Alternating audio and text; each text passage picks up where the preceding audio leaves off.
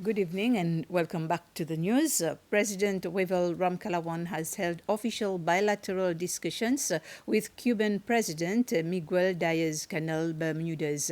As part of the official visit, the two nations signed three bilateral agreements enhancing collaboration in the areas of criminal justice, environmental protection, and academic diplomatic training.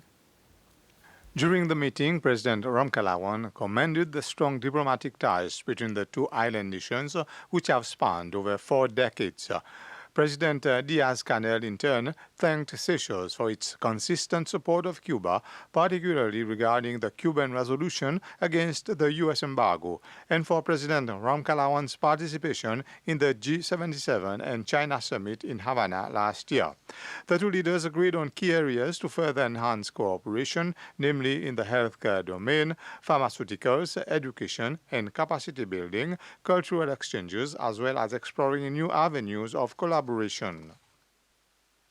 President Ramkalawan has also held discussions on the strong, long-standing ties between Seychelles and Cuba, exploring new opportunities for enhanced cooperation and mutual benefit. The discussions took place during a courtesy call on the President of the Cuban National Assembly, Esteban Lazo Hernandez.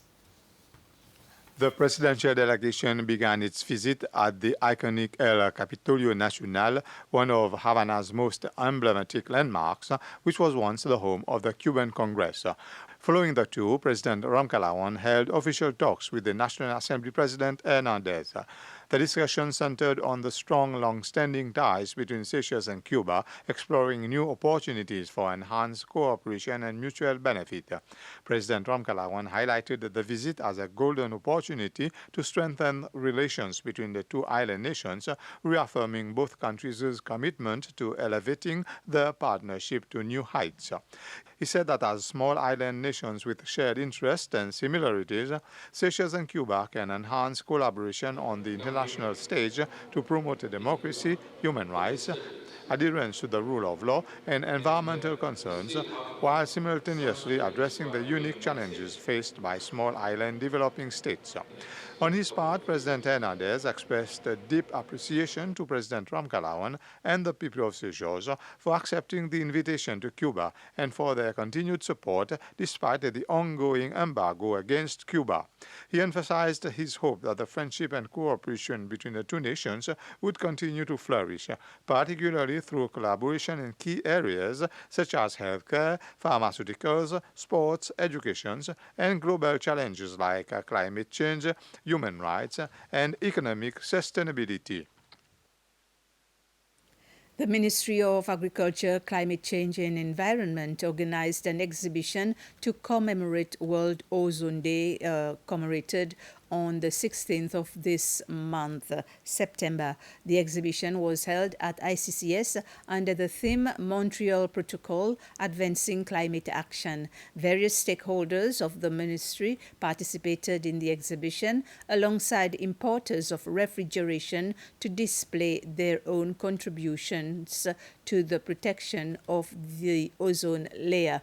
During the exhibition, the ministry was also showcasing the importance of the Montreal Protocol in reducing harmful greenhouse gases that contribute to the depletion of the ozone layer. This transition, though it may pose challenges, but it also opens up opportunities for growth and innovation. Embracing new technologies and refrigerant will not only help us meet our environmental goals, but also drive new business avenues and partnership. And to you, refrigerant technician, you are the frontliners in this transition. Your expertise in handling and servicing refrigerant is essential for minimizing leaks and ensuring the proper use of alternative substances. Your commitment to staying informed about new technology and best practices directly impacts the effectiveness of our collective efforts. Your role in educating yourself, the customers, and promoting responsibilities of refrigerant cannot be overstated. As we move towards alternative to HFCs, it is vital that you stay abreast of the latest technologies and best practices. The Captaine Road is expected to see some improvement between now and early next year due to a road improvement project being undertaken.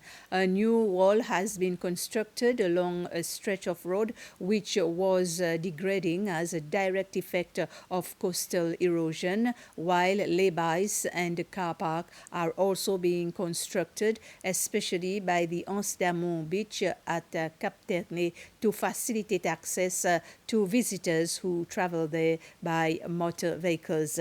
This morning, the minister responsible for transport, Anthony Dejac, and other senior officials of his ministry, along with the minister responsible for environment, climate change, Flavien Joubert, and other officials from his ministry, accompanied by the district administrator of Port-Glo, Clarence Confiance, visited Captaine to see the progress of ongoing and completed projects there.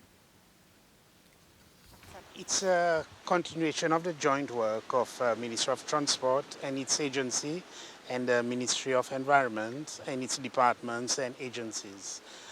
Because of coastal erosion as a direct result of climate change, we find that our coasts and our roads are under heavy pressure. So we have a joint plan and a strategy to do some remedial work and also preventive work. So here you have two projects which not only preserve the road, but preserve the coast, and we keep the intrusion into nature at a minimum. We also are conscious that there will be maybe more traffic because the communities for Captaine will be coming shortly because government has returned properties to those that land has been acquired from. So we also need to look at the road. So there's a lot of road resurfacing already done at Polonais and Montagne-Posé and other roads, even coming here up Montagne-Posé and Sanssouci and La Misère roads has been resurfaced, and we're going to continue also here. So the entire road for up to Captaine will also be resurfaced in December and early next year. The Disaster Risk Management Division, in partnership with the Ministry of Education, organized a workshop to empower school leaders in disaster risk education methods and to raise awareness to educate children in schools and the youth. One of the points taken from the workshop is the importance and responsibility teachers and school leaders have in disaster preparedness, prevention, and management. Through this workshop, teachers were able to understand different methods of disaster risk reduction and how to incorporate it into the national school curriculum.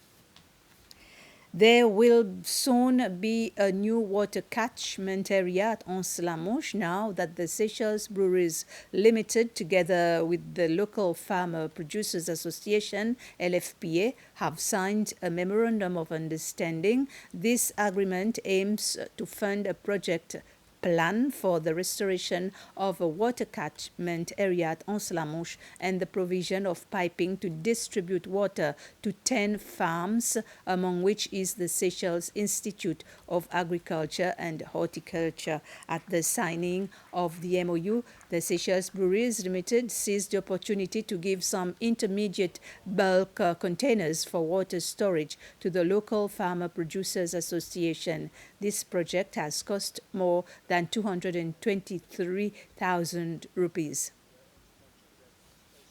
At Sabri, we realised that we're a key economic player within the islands, and it's our duty to make sure that we make a positive impact on the community around us. And I think 10 farms will benefit from approximately 18,000 cubic meters of water that will enable the community to replenish and use in the farms. And as we know, agriculture is key to the sustainability of every community, and to make sure that as Sabri we continue to contribute positively to the communities that we operate in. We've come to the end of this news summary. Thank you for watching. I will be back with more news at 8 o'clock. That will be the news in Creole, so stay tuned.